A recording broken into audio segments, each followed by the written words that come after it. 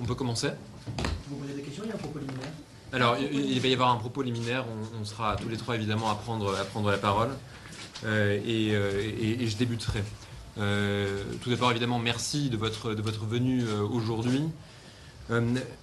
Merci d'autant plus que la situation que nous sommes en train de vivre est d'une extraordinaire gravité au vu de l'intensité des atteintes qui ont été portées aux droits de Mme Rima Hassan aujourd'hui et également hier. Le propos liminaire que je vais faire va être articulé principalement autour de 8 points qui, je vous entends rire, mais ce sont des points indispensables si on veut être le plus exhaustif possible et comprendre parfaitement ce dont il s'agit. Premier point, et qui est un point de rappel. Madame Rima Hassan s'est systématiquement présentée dans le cadre de toutes les auditions qui sont intervenues devant les services enquêteurs.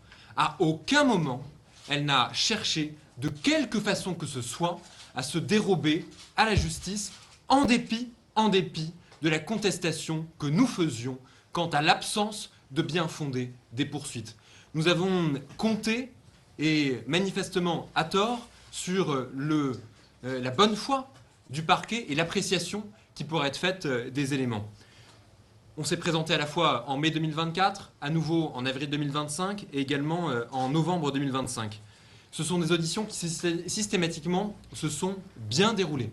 Elles ont donné lieu à 13 classements sans suite ordonnés par le procureur de la République. 13 classements sans suite de procédures, et toutes les procédures dans lesquelles Mme Rima Hassan avait été entendue jusqu'à présent ont fait l'objet de classements sans suite venant confirmer l'absence d'infraction pénale pouvant lui être reprochée.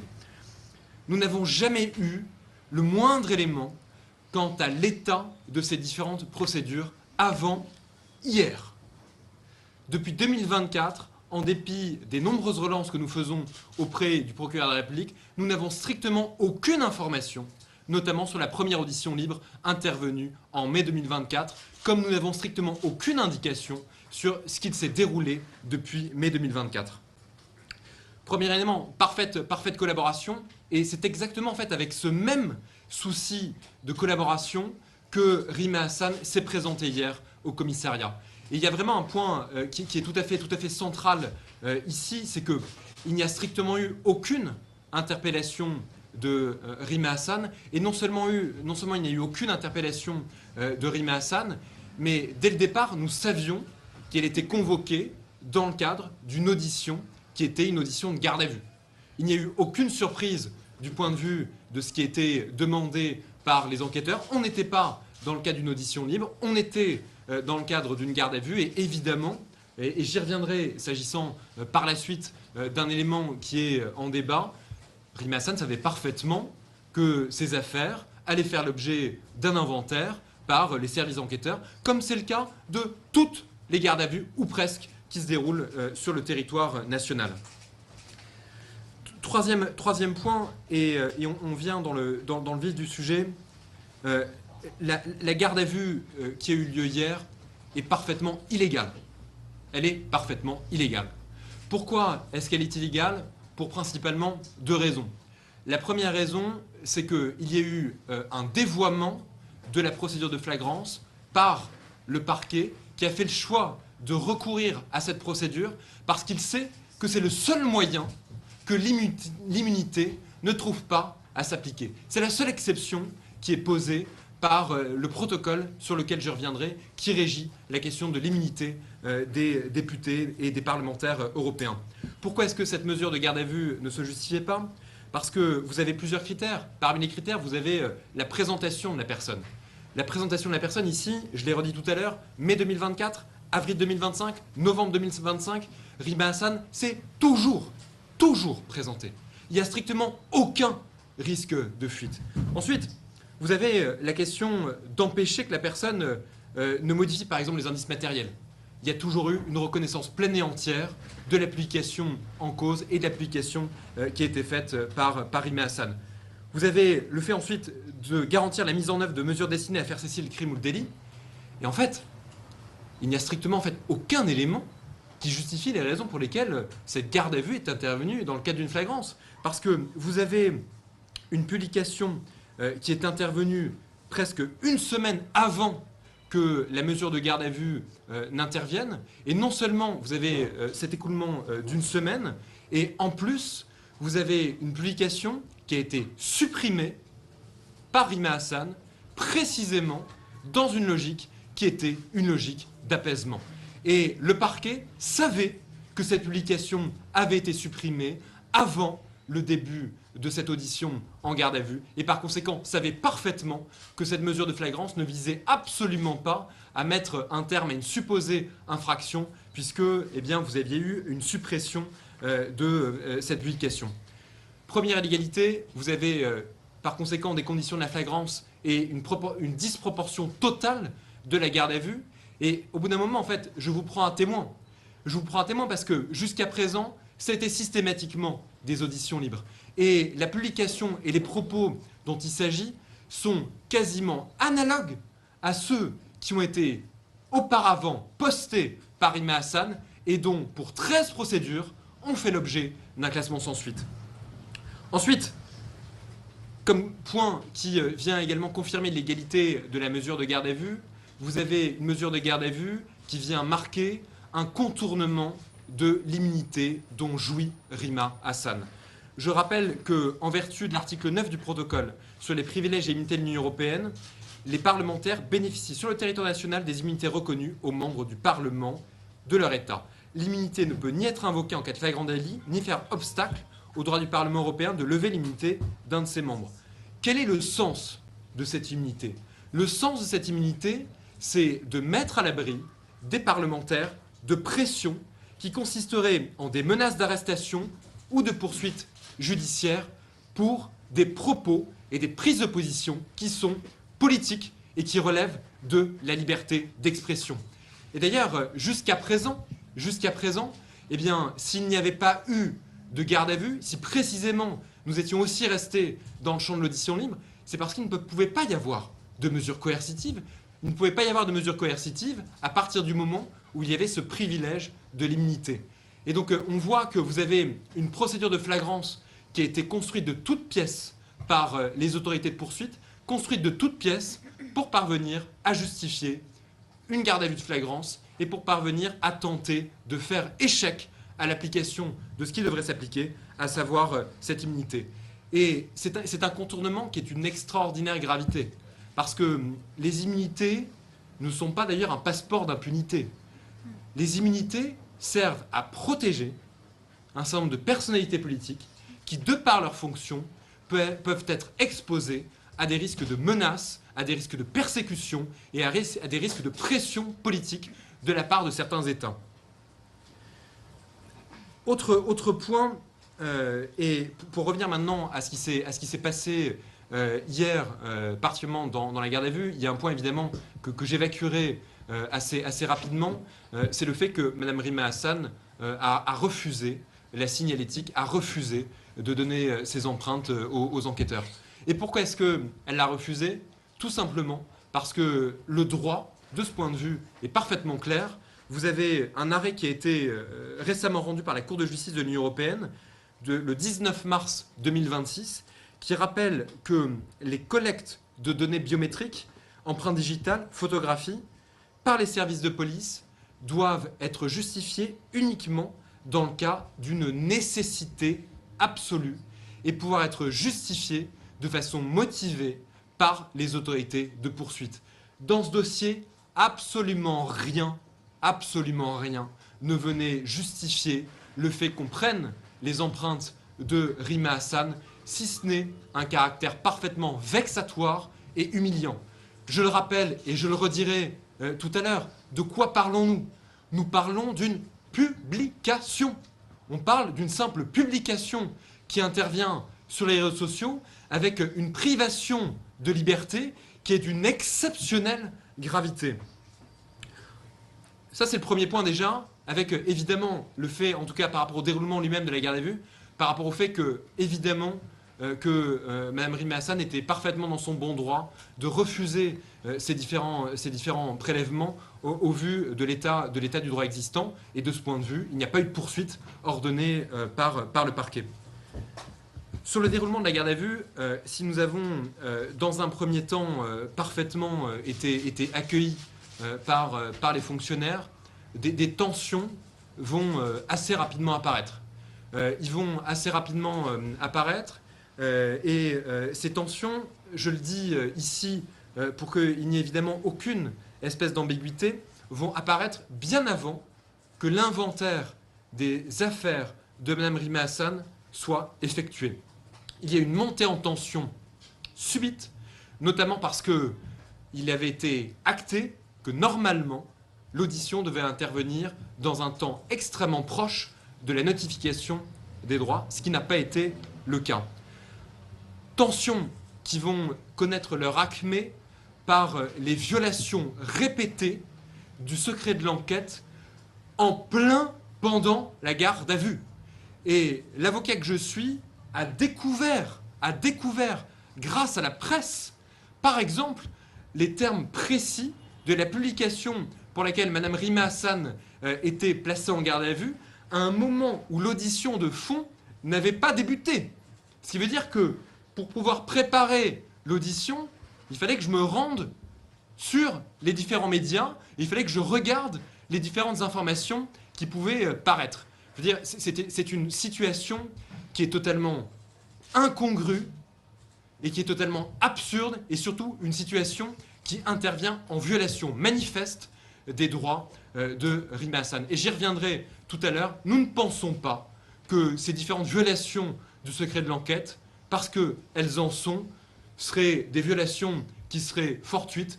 Nous pensons qu'elles ont été planifiées, nous pensons qu'elles ont été organisées depuis le début pour porter atteinte à l'image, à la réputation de Rima Hassan.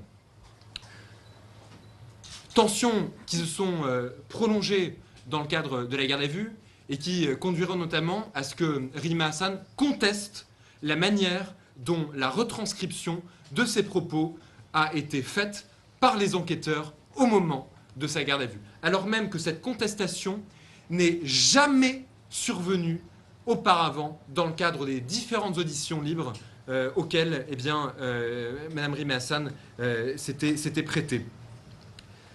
Autre élément sur le déroulement à garde à vue, c'est la supposée découverte d'éléments assimilés à des stupéfiants. Ici, plusieurs points.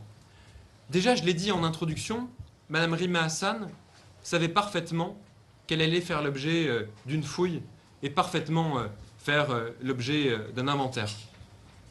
Et personne, évidemment, ne peut penser que si jamais il y avait eu la moindre drogue, et de toute façon, il n'y en aurait pas eu parce que Rima Hassan n'en consomme pas, elle serait venue devant les services enquêteurs avec une valise contenant de la drogue. Je veux dire, à un moment donné, il faut je veux dire, être là aussi de bonne foi dans l'approche et dans la réalité de ce qui s'est passé. Il n'y a eu strictement aucune dissimulation et évidemment que nous savions qu'il y allait y avoir un inventaire.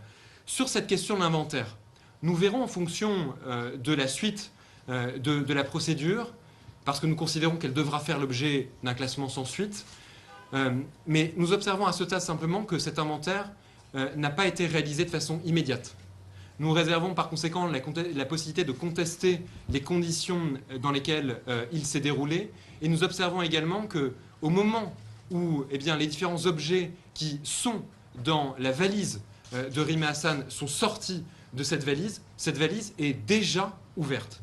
Sachant, encore une fois, je le rappelle, que cet inventaire n'est pas survenu de façon immédiate après le placement en garde à vue de Rima Hassan et qui s'est écoulé des dizaines de minutes, si ce n'est plus d'une heure, entre le moment de la notification des droits et le moment où cette valise va être ouverte, moment, encore une fois, où en fait, nous n'avons plus aucune visibilité sur cette valise, plus aucune visibilité sur ce qui peut en être fait. Il va être fait le choix d'ouvrir cette valise. Évidemment, aucune espèce de contre-indication, aucune espèce d'opposition de la part de Rima Hassan.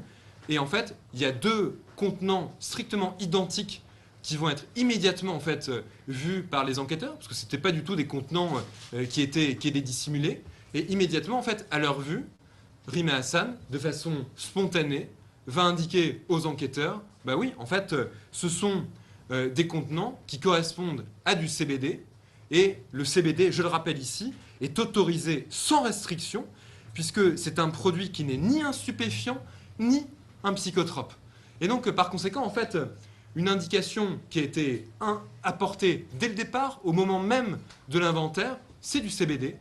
Et non seulement cette indication va être apportée, et Rima Hassan va également apporter des éléments complémentaires aux autorités de poursuite, à savoir le magasin dans lequel cette acquisition a été faite, avec l'adresse, le lieu du magasin, permettant aux services enquêteurs d'en tirer toutes les conséquences. Donc je le disais, vu les contenants, déclaration spontanée, il va y avoir des exploitations qui vont être faites, et très rapidement, vous avez une confirmation, à savoir que l'un des contenants contient, comme l'avait confirmé et affirmé Rima Hassan, du CBD, conformément à ces déclarations. Dans l'autre contenant, vous allez avoir des traces de drogue de synthèse. Mais ces traces de drogue de synthèse n'ont fait l'objet d'aucune analyse qui, à ce stade, serait catégorique.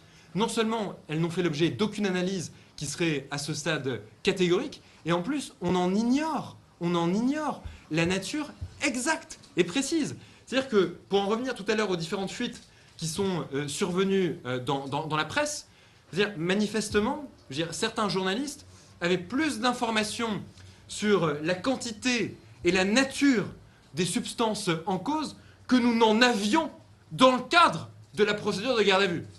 Moi, j'ai fini par me dire, est-ce qu'il n'y a pas une autre valise? Parce que manifestement, en fait, c'était pas la même quantité. Moi, j'ai vu parfois des dizaines de grammes. On a vu des quantités. Non, en fait, c'était une quantité qui était déjà une quantité parfaitement infime et qui, encore une fois, avec cette contestation par rapport à la question de ces traces qui ont été retrouvées et qui devront faire l'objet d'analyses complémentaires, mais qui ne changent rien au fait que Rima Hassan a acheté du CBD et que le CBD est légal en France. Donc, je veux dire, pour tous les commentateurs qu'on a vus hier dire que Rima Hassan était une droguée, je veux dire, s'ils veulent interdire le CBD en France, qu'ils le fassent. Qu'ils fassent des propositions de loi en ce sens. En attendant, il n'y a strictement aucune drogue consommée par Rima Hassan. Et non seulement vous n'avez aucune drogue consommée par Rima Hassan, et vous avez la confirmation par le test urinaire qui a été fait qu'il n'y a pas de consommation de drogue ou de stupéfiants de Rima Hassan. Donc à un moment donné, il faut en tirer les conséquences. Tirer les conséquences de ces déclarations transparentes qui ont été faites, tirer les conséquences de ce test urinaire qui a été fait et qui écarte et exclut une consommation de drogue de Rima Hassan. Et on voit évidemment cette accusation de des drogues et des stupéfiants sert un récit qui est un récit politique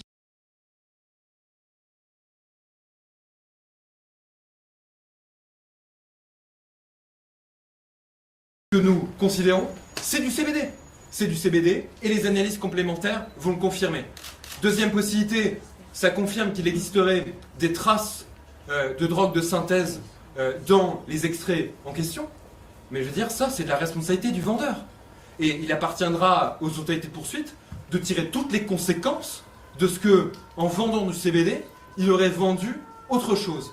Donc c'est l'état dans lequel nous nous trouvons, c'est l'état des déclarations, c'est l'état également des investigations.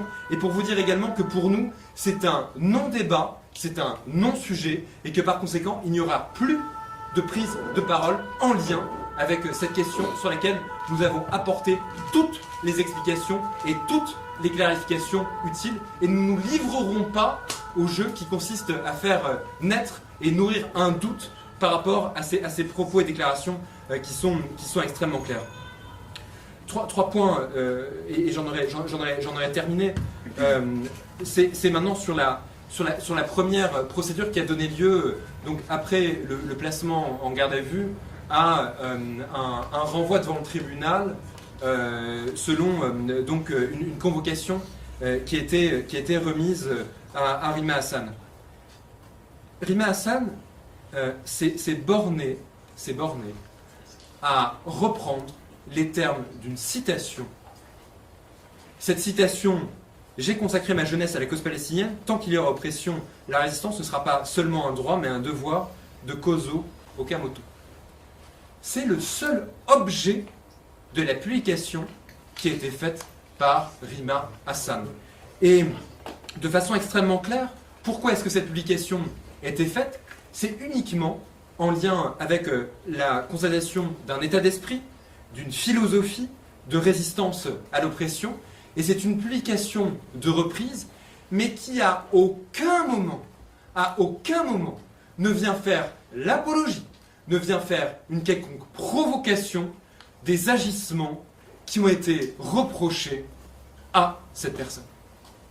Il n'y a pas d'ambiguïté dans la publication qui a été faite par Rima Hassan, qui est une simple citation sans la moindre provocation et sans la moindre apologie.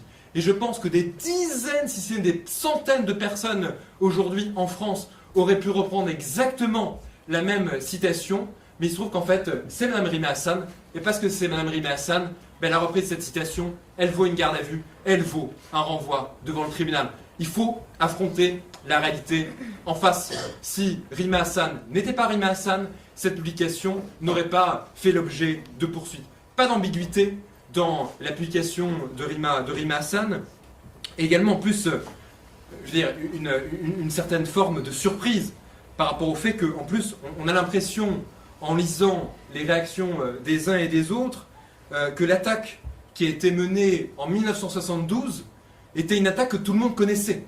C'est-à-dire, à un moment donné, là aussi, il faut faire preuve de sérieux.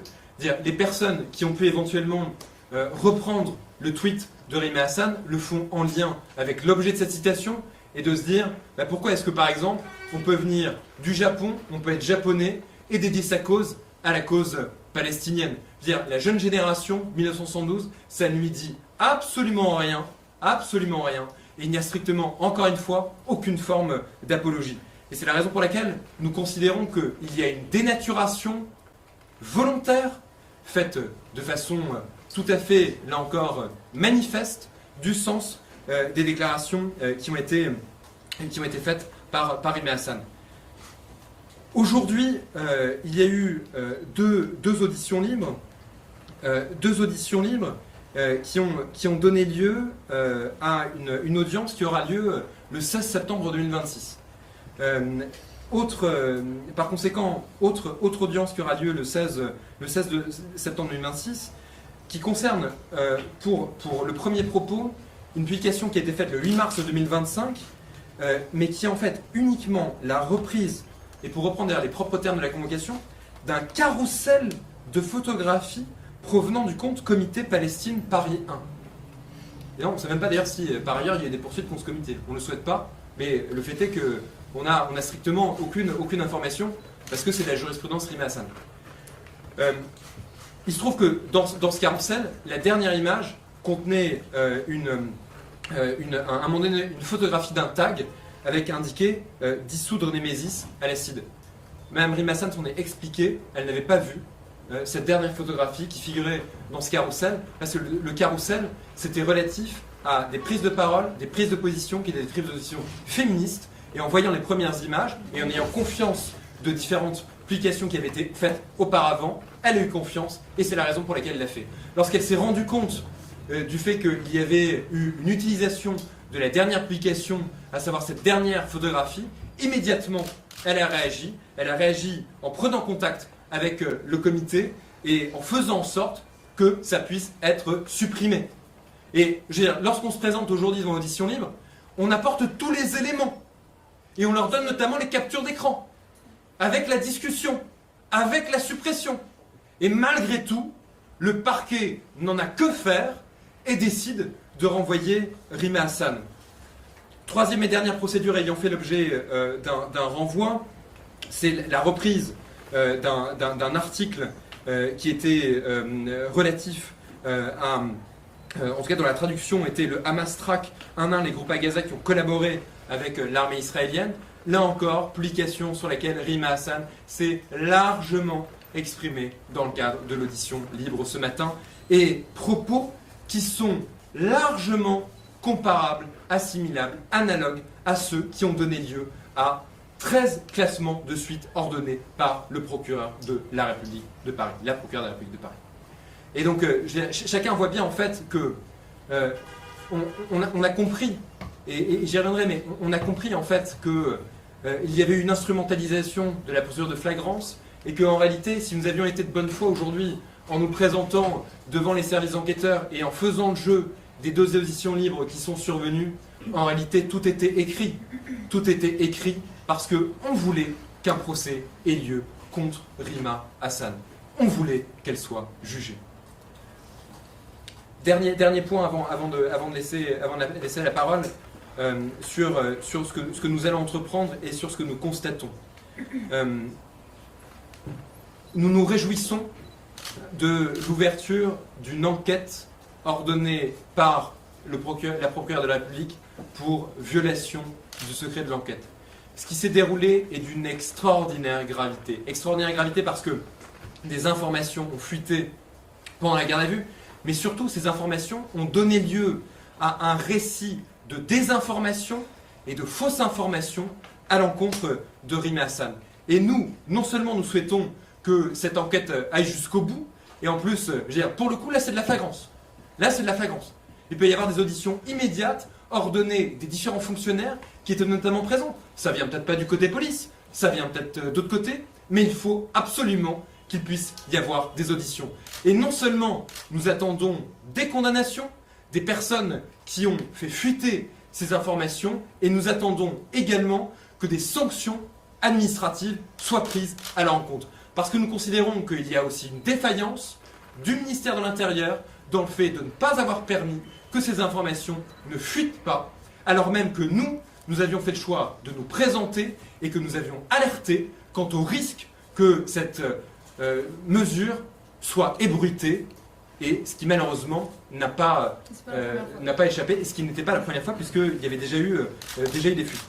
Deuxième point, nous avons saisi les rapporteurs spéciaux de l'ONU, et notamment le rapporteur spécial de l'ONU sur la question de la liberté d'expression.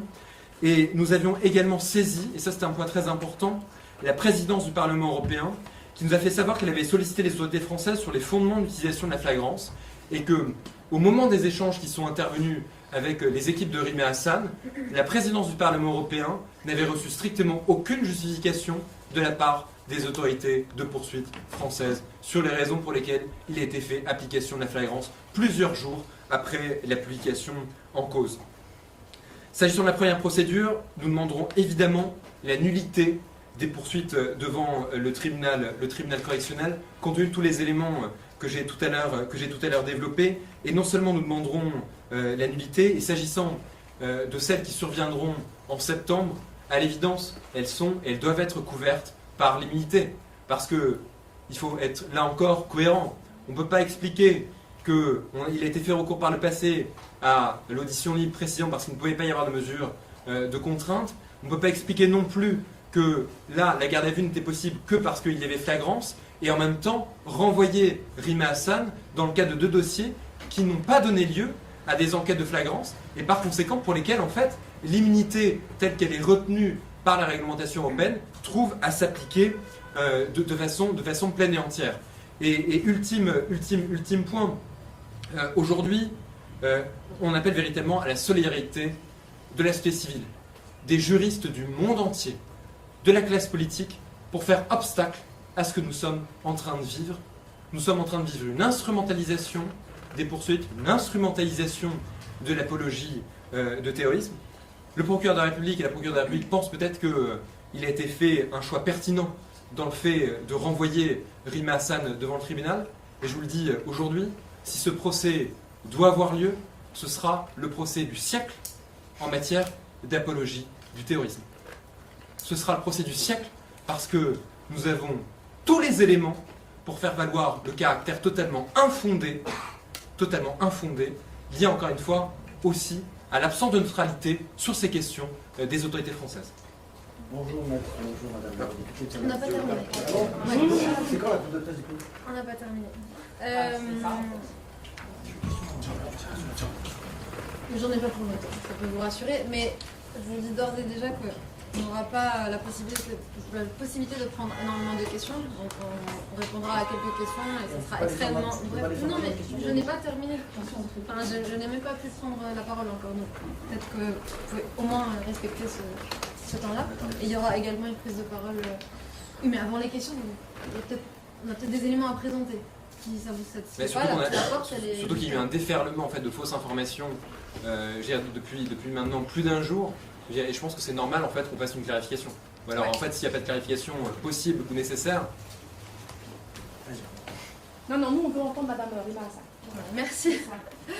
Bon, je vais être extrêmement brève puisque un certain nombre d'éléments techniques en réalité dont on avait besoin pour éclairer ce dossier ont été très clairement exposés par mon avocat et je ne vais pas revenir sur tous les éléments qui ont été étayés par mon conseil. Je vais peut-être commencer par dire que ce fait s'inscrit, à mon sens, dans une séquence qui va s'ouvrir jusqu'au présidentiel. Et personne n'est dupe du caractère politique de cette affaire. Et en réalité, ce n'est pas la première, et j'aurai l'occasion d'étayer ce propos. Ces procédures, je crois que ça va faire plus d'un an que je m'exprime de façon assez régulière sur ce sujet, en dénonçant auprès de différents journalistes ou sur mes propres réseaux sociaux que je fais l'objet d'un véritable harcèlement judiciaire, politique, en raison, et exclusivement en raison de mes opinions politiques. Et j'en veux pour cause la temporalité de cette dynamique de harcèlement qui a commencé dès mon entrée en politique. Puisqu'il se trouve que je suis convoquée pour apologie du terrorisme avant même qu'il y ait élection, avant même qu'on arrive à l'échéance des élections des européennes. Et dès ce moment-là, on avait quand même le sentiment que cette convocation pour apologie du terrorisme au milieu de la campagne a été faite pour perturber finalement la campagne et les idées que nous avions à défendre durant cette campagne des européennes. Cette dynamique de harcèlement, elle n'a pas cessé après mon élection. Alors, on vous a cité 16 procédures, dont 13 qui ont été classées sans suite, mais en réalité, on n'a pas du tout de visibilité sur le nombre de plaintes et de signalements qui ont été déposés. Je pourrais peut-être donner une approximation, mais on est dans des dizaines de plaintes et de signalements qui ont été faits à mon endroit en l'espace de 2 ans de mandat politique, ce qui est quand même assez inédit. Pour des idées et des opinions que je me suis engagée à défendre. C'est-à-dire que tout au long de la campagne, ça a été le centre de mon propos, qui est de dire que la question palestinienne sera portée comme une question européenne à part entière. Je ne vais pas revenir sur les raisons pour lesquelles cette question palestinienne demeure, à mon sens, une question européenne et elle mérite toute sa place dans les travaux de la Commission des Affaires étrangères, dans les travaux de la Commission des droits de l'homme dont je suis membre, et j'assume parfaitement d'en faire mon sujet principal de bataille politique. Et en réalité, c'est sur ce fondement-là que je suis ciblée à titre personnel, mais plus largement, c'est le mouvement de la France Insoumise, puisque en m'investissant, en me donnant finalement aussi cette place au Parlement européen, en défendant à travers tous ces élus cette question palestinienne, en dénonçant le génocide à Gaza, en s'engageant sur la défense inconditionnelle du droit international, en interpellant de manière assez régulière le gouvernement français, le président de la République sur cette question de complicité qui a été pointée par des observateurs internationaux, donc de la France avec le régime israélien dans les crimes qui sont perpétrés. Je veux citer le dernier rapport de Francesca Albanese qui cite explicitement la France, les enquêtes de vos confrères disclosent, qui font état de la question des livraisons d'armes. Voilà, on a énormément d'éléments finalement pour être dans une position de légitimité politique à interpeller nos gouvernements français, enfin notre gouvernement français et plus largement européen sur cette question de l'impunité d'Israël, sur les crimes qui sont commis et sur notre responsabilité finalement d'élus, de citoyens et de politiques sur ce qui se joue sur cette région. Donc je veux insister sur ce caractère vraiment de persécution pour des idées politiques, pour des opinions politiques, que je dois pouvoir exprimer librement, avec la radicalité que je choisis, avec le ton que je choisis et avec les moyens que je dois pouvoir choisir dans le cadre de l'exercice de mandat. Dans cette affaire, il y a des responsabilités que je veux aussi pointer. Avec tout le respect que j'ai pour votre profession, il y a une dynamique de harcèlement qui est aussi entretenue du côté médiatique. Ça a été le cas, bien sûr, sur cette affaire-là, mais ce n'est pas la première. Sur l'affaire de Rank, ça a été également le même déchaînement. Et sur tant d'autres affaires, on a eu des tempêtes, finalement, médiatiques qui ont aussi participé à aggraver la situation, à déformer une réalité, une vérité que nous n'avons même pas pu finalement avoir pu exposer ou défendre pleinement.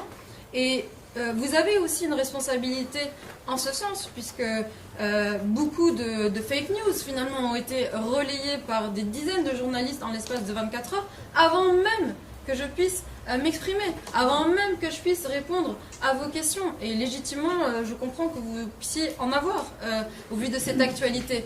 Mais il y a quand même une responsabilité à questionner de ce point de vue-là. Et j'espère qu'en tout cas, une remise en question sera faite de la part d'un certain nombre de commentateurs sur ce qui s'est passé ces dernières 24 heures. Je veux aussi rappeler un contexte national qui est très préoccupant sur cette question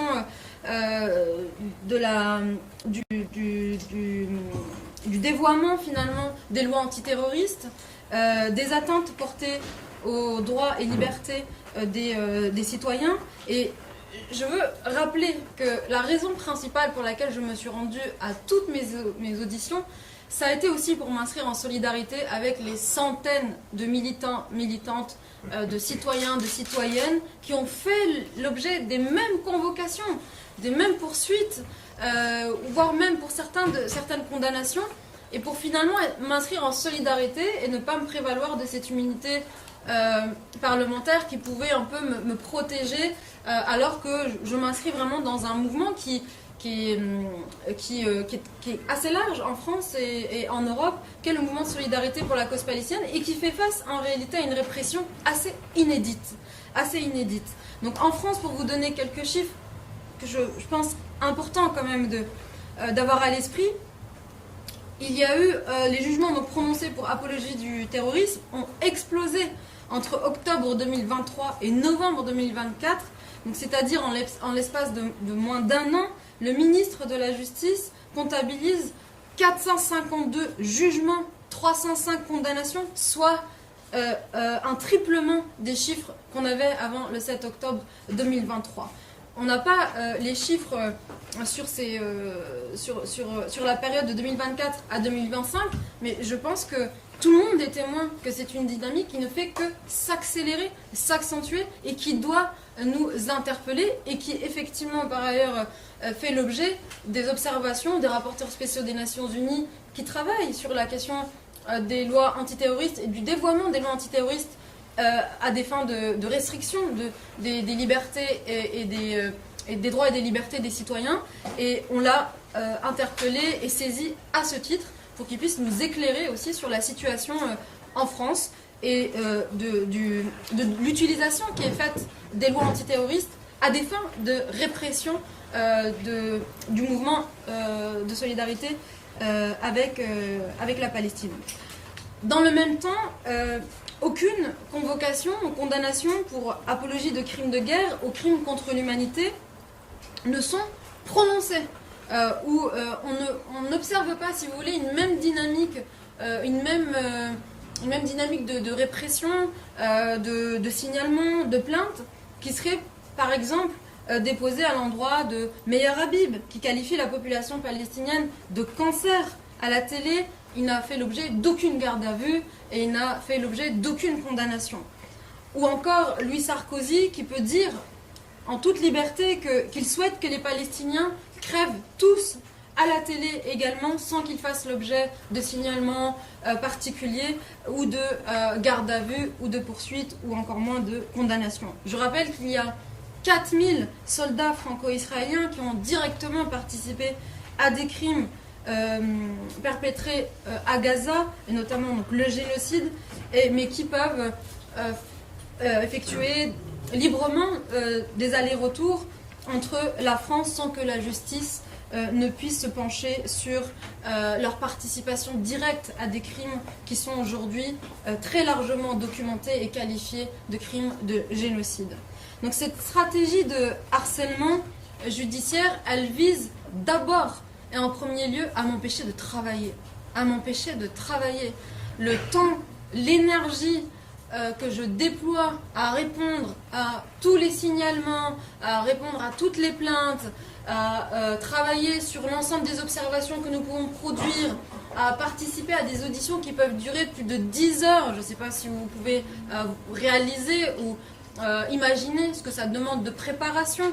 Une audition de 10 heures, c'est-à-dire que pour chaque affaire, il faut préparer tous les éléments que nous pouvons exposer aux enquêteurs de manière à ce que le parquet puisse avoir matière finalement à prendre sa décision et surtout comprendre des positions politiques que j'ai à cœur de porter dans le cadre de mon mandat. Je peux aussi rappeler très récemment la séquence qu'il y a eu pour le Canada, c'est-à-dire que des organisations qui ont aussi leurs antennes en France, je ne vais pas trop m'attarder sur le nom de ces organisations, mais j'alerte depuis un moment, et je vois ici un journaliste du Monde à qui j'avais accordé un entretien, et je l'avais déjà alerté, et ce n'est pas le seul, sur la nécessité que les journalistes finalement au moins étudient le mandat que se sont donnés des organisations qui ont un agenda politique, qui s'affirment et se revendiquent même être très proches finalement du régime israélien.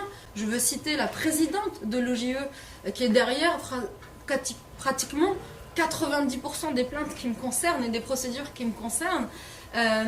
Cette présidente de l'OJE s'affiche régulièrement des photos d'elle qu'elle publie elle-même avec le président israélien. Elle est dans une prise de position qui est dans une défense finalement quasi inconditionnelle du régime israélien, du régime de Netanyahou.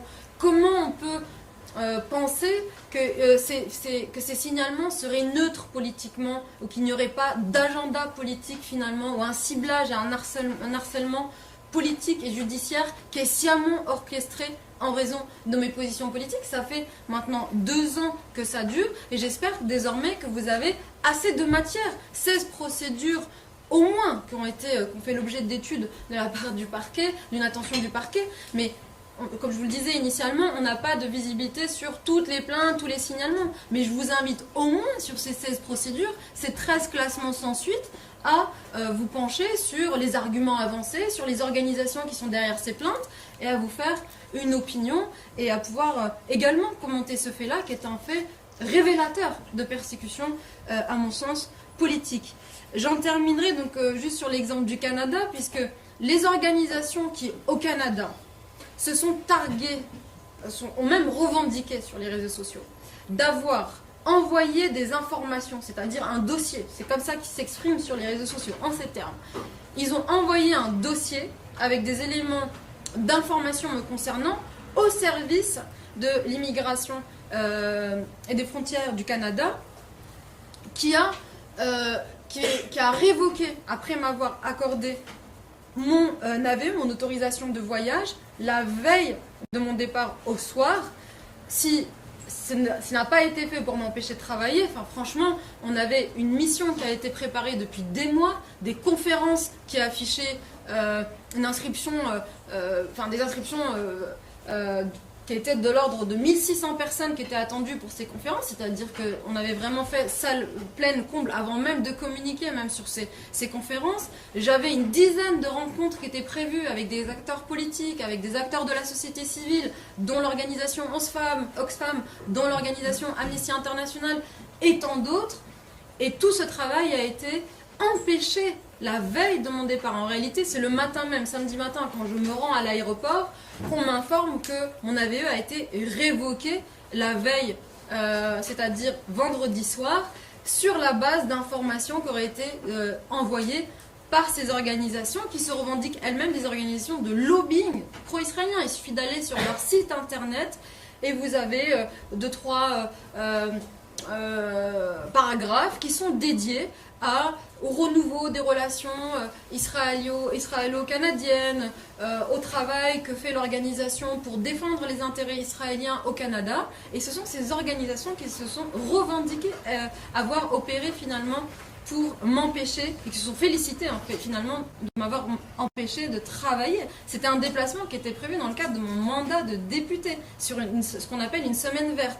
Au Parlement européen, nous avons quelques semaines vertes à l'année. Ces semaines vertes, c'est-à-dire c'est des semaines sur lesquelles nous n'avons pas de travail parlementaire, elles sont faites et elles sont mises à disposition des députés pour qu'ils puissent eux-mêmes organiser des missions, des déplacements, des rencontres, des consultations. Et c'est dans ce cadre-là que cette mission au Canada avait été préparée et qu'elle a été empêchée. Eh bien, ces organisations, elles ont leurs antennes en France. C'est les mêmes organisations. Et elles procèdent finalement... il y a eu un transfert, je crois, parce que finalement, c'est les dossiers qui me concernent en France, qui ont été transférés, des informations qui ont été transférées aux antennes de ces organisations au Canada, et qu'ensuite qu'elles ont produites à l'administration pour faire pression, pour dire justement, Rima Hassan fait l'objet d'enquêtes ou de plaintes pour apologie du terrorisme. Alors voilà, on constate aujourd'hui que l'écrasante majorité de ces enquêtes, elles ont été classées sans suite. Et pendant 2 ans, on m'a fait poireauter, alors qu'effectivement, je me suis rendue à toutes les auditions, à toutes les convocations pour m'expliquer finalement de mes positions, de mon engagement. Pendant 2 ans, on a laissé toutes ces affaires en suspens, comme ça, à des fins, je crois, d'utilisation par des préfets, parce que finalement, il ne s'agit pas que de la question de ce voyage-là.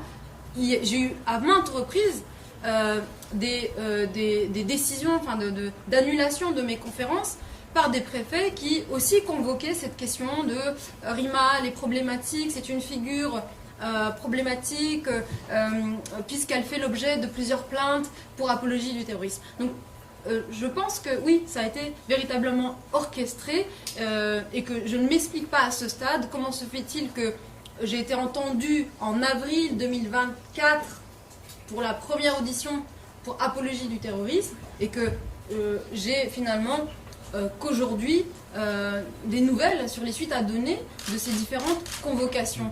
Et je veux quand même souligner que ça intervient à un moment qui est celui des présidentielles. C'est-à-dire que nous rentrons dans une temporalité où nous savons que la France insoumise va perpétuellement être une cible, puisque les chances de la France insoumise d'arriver au second tour ne font plus aucun doute, et que il y a une volonté manifeste de diaboliser la France insoumise, de cibler finalement ses militants et ses militantes, et aussi de faire payer à la France insoumise ses engagements sur la question palestinienne. Donc mon mot de conclusion, ça sera un mot de détermination. Il n'est pas question pour moi ni de céder à cet acharnement politique, judiciaire, et aussi, j'ai eu l'occasion de le dire, médiatique. Ça fait 2 ans maintenant que je supporte à répétition des campagnes à tout va, sans qu'aucun journaliste par ailleurs ne me donne la parole. Je veux quand même le souligner, c'est que l'écrasante majorité des articles qui sortent sur moi, il est très très rare qu'on me donne la possibilité que je puisse répondre, que je puisse éventuellement commenter. Voilà, donc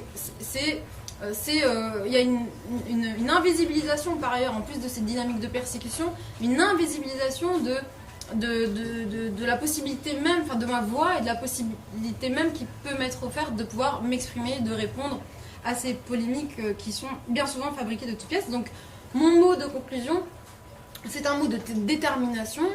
On a été bien sûr éprouvés ces 24 dernières heures, mais nous sommes déterminés à la fois à dénoncer ce qui est en cours, pour nous, mais pas seulement, aussi pour toutes celles et ceux qui nous soutiennent, pour toutes celles et ceux qui nous ont élus, pour toutes celles et ceux, même en dehors de notre famille politique, qui comptent sur nous pour défendre l'état de droit, pour défendre l'idée qu'on se fait de la justice, pour défendre l'idée qu'on se fait de la liberté d'expression.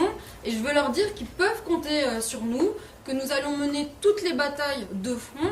Et effectivement, si procès il y a le 7 juillet, on en fera un procès historique. On invitera toutes les voix pertinentes pour commenter ce qui se joue sur la question palestinienne en termes de censure, en termes de répression et en termes de dévoiement des lois antiterroristes et également de dénonciation, et je veux le dire, d'un lobby, c'est comme ça qu'il faut le nommer, d'un lobby qui œuvre pour les intérêts d'Israël depuis la France et qui va jusqu'à sacrifier nos droits et nos libertés. Il n'est pas normal qu'en France nous ayons un humoriste comme Guillaume Meurice qui se voit perdre son travail pour une blague sur Netanyahou. Ça n'arriverait jamais si c'était le cas sur une blague sur Poutine, par exemple. Il n'est pas normal que des journalistes soient ciblés en raison de l'analyse qu'ils font de la situation à Gaza et qu'ils prennent position finalement sur le traitement qui en est fait du point de vue journalistique. Il n'est pas normal que des syndicalistes soient poursuivis en justice pour leur position sur ce sujet, de la même manière qu'il n'est pas normal que des étudiants soient également ciblés, qu'ils en viennent presque pour certains à perdre leur diplôme, à être dans des situations d'harcèlement de la part de leur administration en raison également de leur militantisme, et de la manière qu'il n'est pas normal que des élus se retrouvent en garde à vue pour une position exprimée, pour un tweet qui a été publié et pour lequel j'ai dû faire 15 heures de garde à vue, en étant également placé en cellule. Ce n'était pas des conditions où j'ai pu simplement rester dans un bureau et puis répondre aux questions. J'ai fait l'objet d'un interrogatoire, de plusieurs interrogatoires, et ensuite, sur tout le temps qui séparait ces différents interrogatoires, j'ai été placée en cellule. Alors, je ne veux pas bénéficier d'un traitement différencié en soi, mais je veux quand même dire mon indignation de me retrouver 15 heures en garde à vue pour un tweet. Donc ça sera mon mot de conclusion, et que je veux véritablement axer sur la détermination qui est la nôtre et qui nous accompagnera jusqu'aux élections des présidentielles de 2027. Je vais dire juste un mot et après, ça sera très bref. Vous verrez, ce sera très bref. Juste un mot et on prend les questions après. Voilà.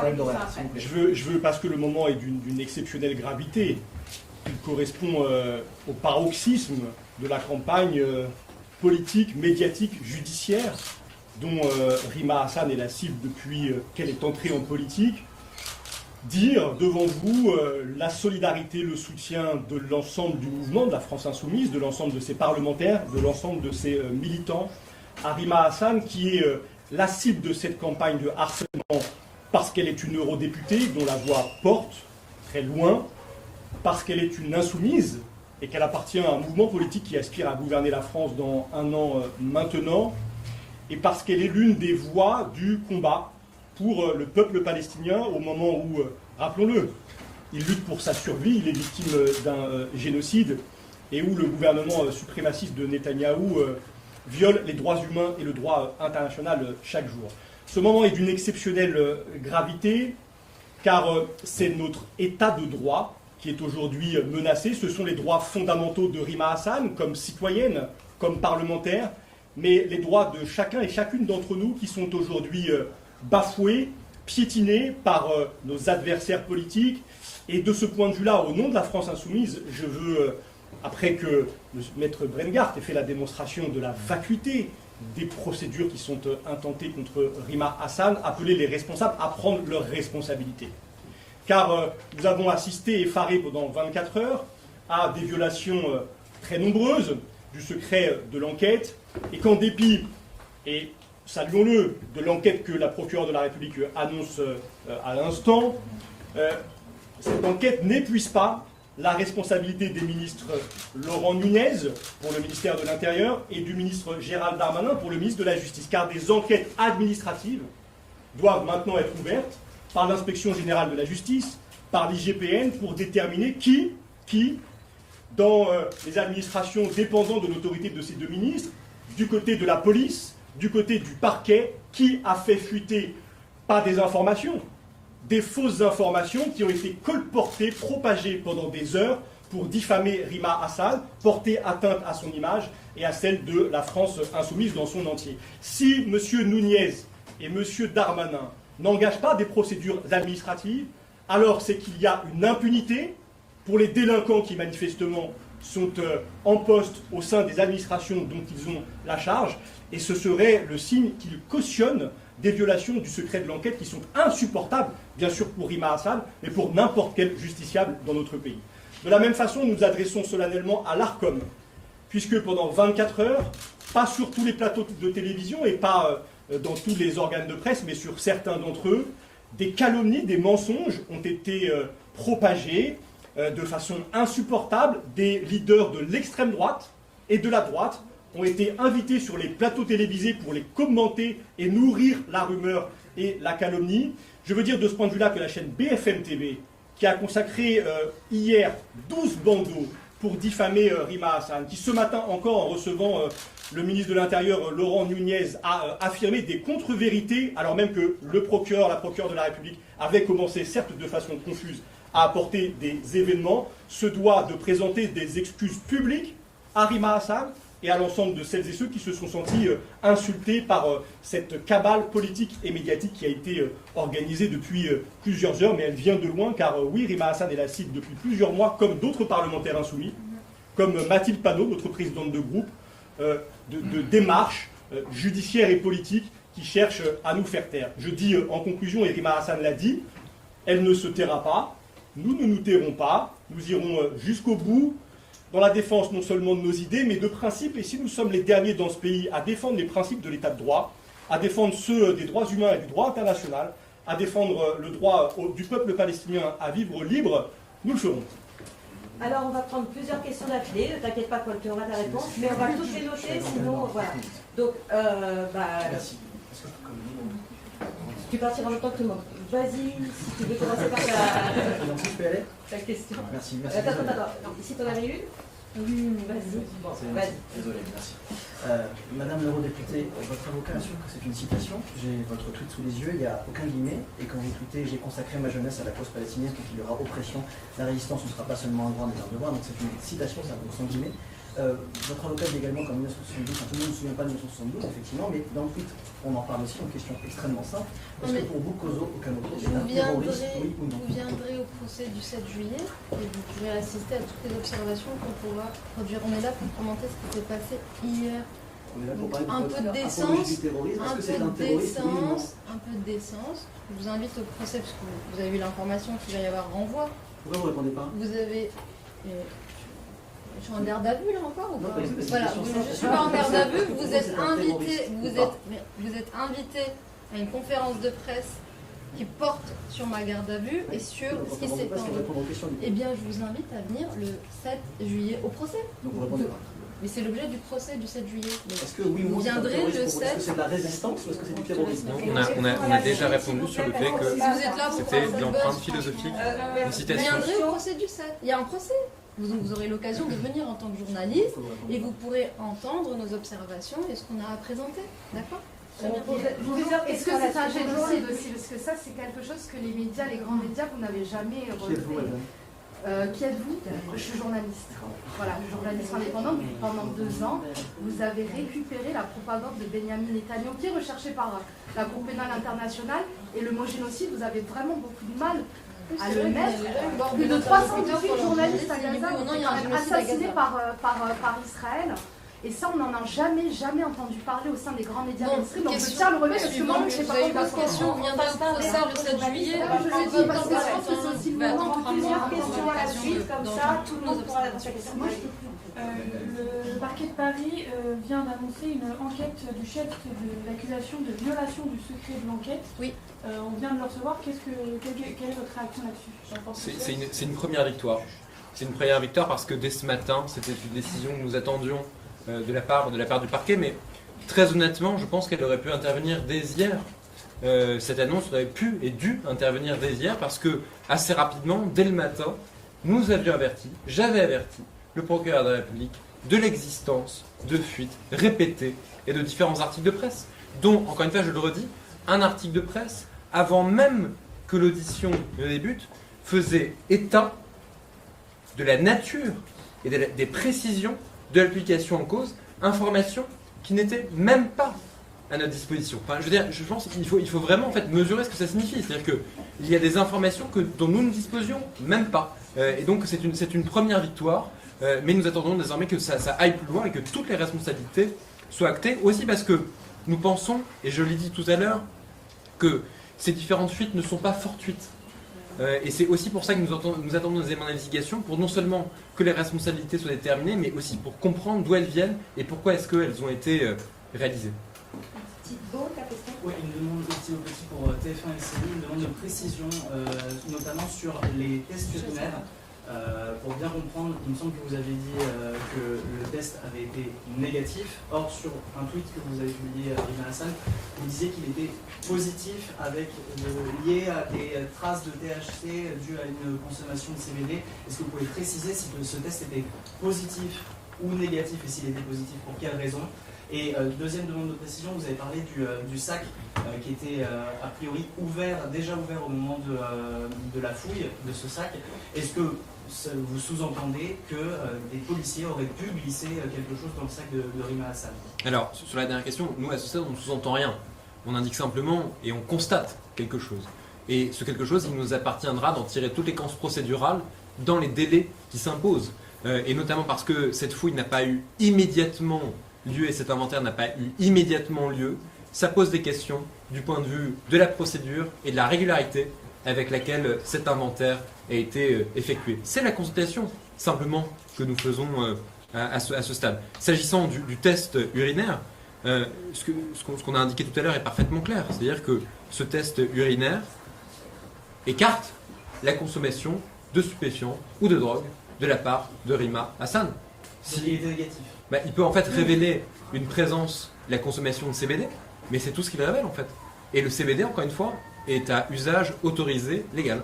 Et donc il est normal en fait qu'un test le détecte. Et surtout que le médecin qui était présent au moment où je me suis soumise à ce test confirme ça. C'est-à-dire qu'il me dit que les traces qu'on trouve de THC correspondent à une consommation de CBD. C'est exactement ce qu'il dit. Voilà. Donc si demain vous consommez du CBD, ce qui est une consommation légale en France, et que vous soumettez à ce type de test, eh bien vous aurez les mêmes résultats que moi. Voilà, c'est exactement ce qui s'est passé. Par contre, il écarte effectivement toutes les autres substances qui sont détectées dans ce type de test urinaire. J'ai une question à la journaliste indépendante. Oui. Hier, durant votre garde à vue, il y a eu une explosion des signataires de la pétition non à la loi Yadan. Oui. Est-ce que vous y voyez un parallèle avec une inquiétude du public finalement pour... Il est clair que ce qui se passe là autour de Rima Hassan s'inscrit dans ce contexte. Nous sommes à quelques jours de l'inscription à l'ordre du jour de l'Assemblée nationale du projet de loi Yadan.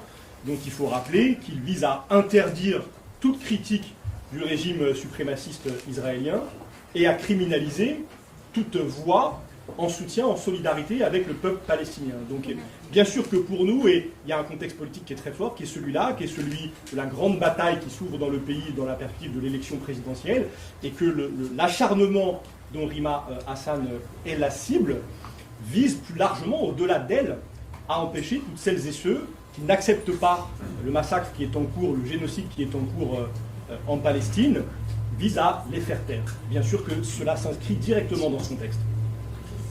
Arthur Pereira pour RTL, vous parlez des deux contenants qui contenaient du coup le CBD.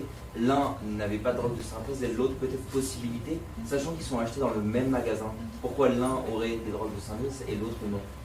Ça, c'est une question à laquelle nous ne pouvons pas répondre. Donc ce sont les indications que nous avons apportées et qui ont été apportées aux services enquêteurs. Après, c'est à eux d'en tirer toutes les conséquences et de faire toutes les investigations qui s'imposent. Mais c'est quand même important. En fait, la seule chose qu'il faut constater, c'est que c'est un magasin qui a pignon sur rue. Ce sont deux contenants qui sont strictement identiques et ce sont deux contenants qui ont été achetés exactement au même endroit et le même jour. Donc je veux dire, nous on ne peut pas constater autre chose que ça, plus le fait encore une fois que ce test, et je l'ai redit, ne confirme pas une quelconque consommation de drogue ou de stupéfiants. Encore 2 et c'est terminé. Donc j'en avais une là-bas et une là. Maxime Ransédor pour BFM TV. Hier, les informations de BFM TV, c'était que 2 contenants avaient été retrouvés sur vous, Madame Hassan, dont un qui contenait du CBD et l'autre de la drogue de synthèse. Aujourd'hui, vous dites qu'il y avait bien des traces de drogue de synthèse dans l'un des contenants. Vous dites que beaucoup de médias ont menti, dont BFM TV à ce propos. Pourtant, vous reconnaissez bien qu'il y avait des traces de drogue de synthèse dans ces contenants. Non, je ne reconnais rien de ce qu'on est sans. Non, mais il y avait bien des traces de drogue de synthèse dans ces contenants. Je peux peut-être réexpliquer Pardon, mais BFM TV, pour être précis, vous avez affirmé. menti, puis en fait, vous avez même participé à un harcèlement, et je vais vous le dire droit dans les yeux. Oui. Ce que vous faites, c'est pas du journalisme. Ce que vous faites, c'est pas du journalisme. Ce que vous faites, c'est pas du journalisme. Ce que vous faites, c'est pas du journalisme. Non, pas du tout. Pas du tout. Vous avez affirmé, par exemple, vous avez affirmé qu'il y avait une boulette de cannabis dans les. BFM TV a affirmé Oui, vous l'avez affirmé et c'était faux. Qui a affirmé ça? Vous, BFM TV. Vous avez produit un nombre incalculable de bandeaux affirmant que de la drogue, non pas des substances s'apparentant à, que de la drogue avait été trouvée dans les affaires de Rima Hassan. C'est faux, c'est le parquet qui le dit depuis ce matin. Depuis avant l'interview de Laurent Nunez, à l'occasion de laquelle l'intervieweuse de BFM TV a affirmé contre le parquet que de la drogue avait été trouvée dans les affaires de Rima Hassan. Tout ça est factuel et devrait vous encourager peut-être à le reconnaître, peut-être à vous demander si vous ne vous êtes pas fait manipuler par ce que vous présentez comme des sources qui sans doute vous ont raconté n'importe quoi, ou vous-même avez-vous interprété ce qui vous a été dit, en tout cas pendant des heures, et vous ne l'avez pas rectifié à cet instant, vous ne vous êtes pas excusé à cet instant, vous avez diffusé de fausses informations portant atteinte à la réputation de Rima Hassan et plus largement au mouvement de la France Insoumise. Ça c'est factuel, c'est presque journalistique que de le dire. Et je rappelle aussi un point qui évidemment est à son importance, c'est qu'en plus, ce sont de premières condamnations qui ont été faites dans le cadre d'une procédure immédiate qui a été diligentée dans le cadre de la garde à vue avec des moyens qui étaient eux-mêmes immédiats. Je veux dire, aujourd'hui, on ne peut pas du tout prendre pour... Déjà, encore une fois, ce sont des traces. C'est pas du tout une substance qui aurait été analysée, dont la nature de drogue ou de stupéfiant aurait été confirmée de façon catégorique, et que nous n'en sommes qu'au début. Et ce qui a été tout à fait surprenant dans les différents commentaires qui sont survenus, mais je veux dire, ça concerne tout le monde, ou presque, c'est que on a rarement vu quand même des réserves émises sur le fait déjà que des personnes étaient en train de commenter des informations parcellaires issues d'une procédure pénale, prenant pour argent comptant le fait qu'il y ait eu une consommation de drogue. En tout cas, moi, c'est des réserves que j'ai assez peu, et je ne cible pas, moi, des médias en particulier, je vous dis simplement que ce sont des réserves que j'ai assez peu. Et ça concerne aussi des personnalités publiques qui ont pu par ailleurs commenter ce qui s'était passé sans se poser la question de savoir, est-ce qu'il ne faudrait pas attendre déjà l'issue de l'enquête? Est-ce qu'il ne faudrait pas avoir connaissance des éléments précis pour se permettre de colporter des informations qui peuvent à ce point atteindre la réputation d'une élue? Et que par ailleurs, les tests auxquels je me suis soumise montrent bien qu'il n'y a aucune trace de consommation de drogue, et que si trace il y a dans ce contenant, c'est pas ma responsabilité. Je veux dire, ce qui m'est arrivé aurait pu vous arriver à vous, à vos enfants, c'est-à-dire consommer légalement du cannabis à des fins médicales, et ça, j'ai pas à m'expliquer ici pourquoi je consomme du cannabis et pourquoi du CBD et pourquoi j'en ai besoin. Mais ce que je veux dire, c'est que ça peut arriver à n'importe qui, c'est-à-dire de se rendre dans un magasin, d'acheter du CBD et d'être confronté à un contrôle quel qu'il soit, ça peut arriver à n'importe qui, et puis finalement qu'on vous informe à ce moment-là que ce que vous avez n'est pas, le CBD que vous avez contient des traces qui méritent d'être investigué, d'être contrôlé, et c'est ce qui s'est passé hier. Et donc nous avons Elle était en garde à vue. J'étais en garde à vue, mais j'étais avec mon avocat. Mais en fait, on n'a pas à les communiquer devant 3 ou 4 journalistes qui viennent nous chercher en garde à vue. Ils sortent de 15 heures de garde à vue. On a le droit aussi de pouvoir simplement se reposer, de préparer nos éléments de communication. On ne savait pas par ailleurs qui était présent à la sortie de la garde à vue. On a été pris par surprise par les journalistes qui étaient présents, donc on ne s'était pas préparé à communiquer. Ben non, il se trouve que vous savez, quand vous êtes libéré de garde à vue, vous traversez un couloir et vous sortez. Non, on nous a informé à la sortie qu'il y avait des journalistes. Simplement, mais on n'a pas pris un temps pour pouvoir se dire, bon, quels éléments nous sommes prêts à partager, et puis même, on avait besoin de voir aussi tout ce qui a été commenté. C'est-à-dire que pour vous convoquer aujourd'hui et vous répondre finalement à ce qui a été dit ces dernières heures, on avait aussi besoin de lire ce que vous aviez écrit, ce que vous aviez commenté, ce qui avait fuité de la procédure, et donc arriver en fait avec des éléments qui soient complets. On ne va pas faire une conférence de presse tous les jours, on en fait une seule, durant laquelle nous avons des éléments qui soient exhaustifs à vous présenter. Pour terminer, parce qu'on ne va pas passer 3 heures sur la qualité du CBD, j'ai 3 questions qui n'ont rien à voir. Vous allez les poser à la suite et comme ça on fera une réponse et ce sera fini. Ça vous va ? Le Monde.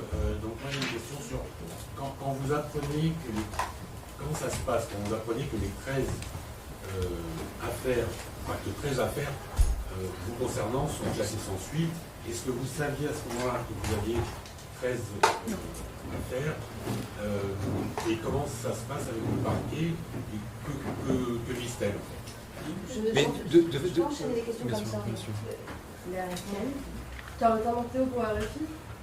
Ma question, c'est vous dénoncez donc des pressions politiques, un acharnement médiatique, politique, et aussi en particulier vous visez cette organisation, le JE, et sa présidente qui serait à l'origine de 90% des plaintes. Est-ce que vous envisagez du coup une contre-attaque et de porter plainte également, alors je ne sais pas si vous dites en termes judiciaire, mais contre harcèlement politique, contre dévoiement de procédure, enfin voilà, est-ce que ça fait partie de votre réponse? Et la troisième et dernière question. Oui, c'est un aspect journaliste indépendante. Madame Hassan, deux questions très rapides. La première, vous avez parlé de l'acharnement politique, judiciaire et médiatique que vous subissez.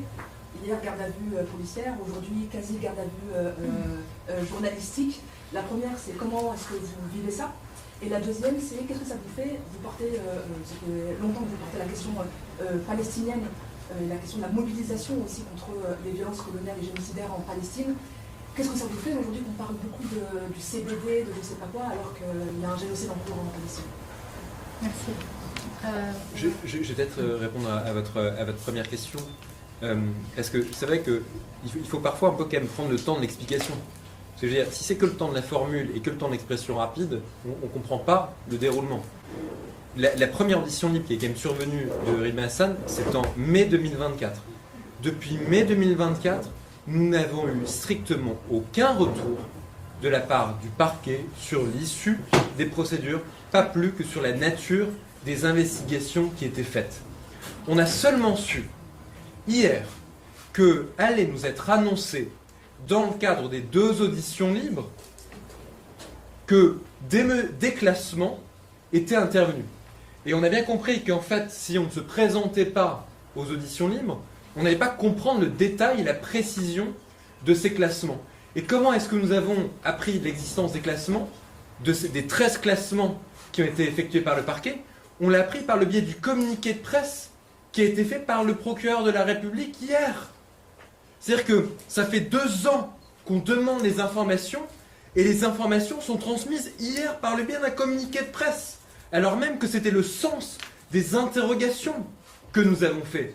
Et en fait, je pense que cette séquence montre bien que vous avez un ensemble qui a été traité et que en fait, dès le départ, l'orientation qui était prise, c'était de ne pas permettre en fait, d'annoncer peut-être que des classements sans suite étaient intervenus parce qu'on ne voulait pas montrer non plus qu'il y avait des aveux, mais en contrepartie de ça, eh bien, on poursuit Rima Hassan pour finalement aussi faire oublier l'information qui est quand même une information décisive, à savoir que 13 procédures ont donné lieu à un classement sans suite. Et moi je regrette en fait aujourd'hui qu'on ait eu besoin je n'ai même pas moi reçu personnellement de la part des services du parquet ce communiqué. Je veux dire, c'est un journaliste qui me l'a transmis. Donc c'est comme ça en fait qu'on apprend qu'il y a ces 13 procédures qui sont classées. Et d'ailleurs au moment même où on se parle, les avis de classement qui contiennent les numéros des procédures n'ont même pas été notifiés à Rima Hassan.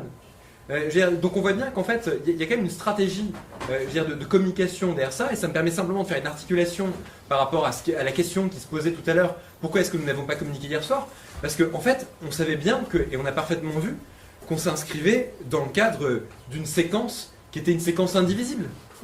Et on a attendu en fait ce qui allait se passer ce matin. Parce que ce qui allait se passer ce matin, on savait aussi que ça allait nous permettre aussi d'annoncer la précision éventuelle sur les classements sans suite qui seraient intervenus. Mais sauf qu'en fait, on nous a pris de court par le fait qu'on les annonce immédiatement le jeudi soir, nous privant de la possibilité de pouvoir les annoncer et nous privant de la possibilité de pouvoir en discuter. Parce que je veux dire, il faut bien regarder les choses en face. Aujourd'hui, personne ne parle des classements. Tout le monde est bien content de parler de cette supposée présence de stupéfiants pour venir discréditer Rima Hassan. C'est ça la vérité. C'est ça la vérité aujourd'hui médiatique de ce dossier. La riposte La riposte aux organisations qui instrumentalisent.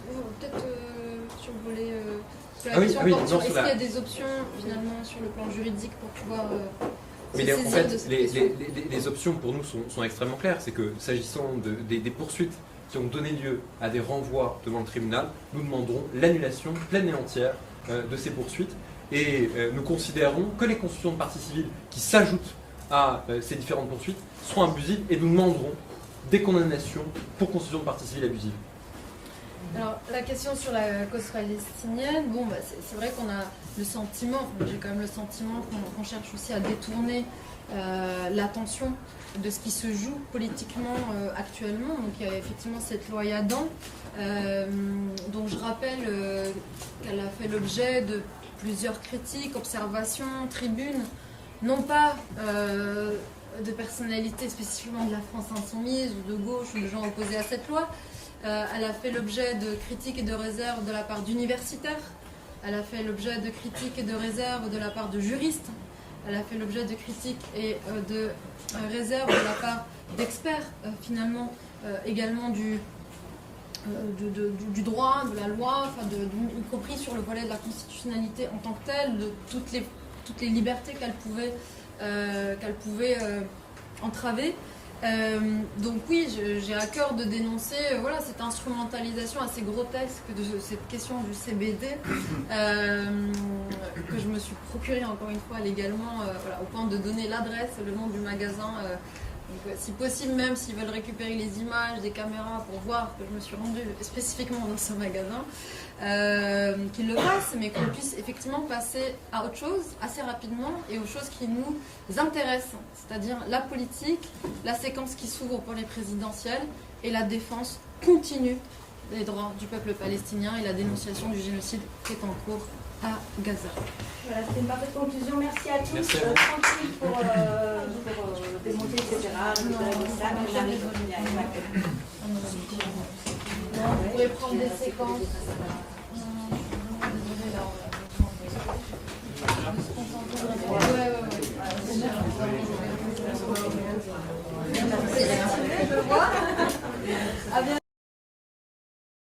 Au revoir, à bientôt, merci.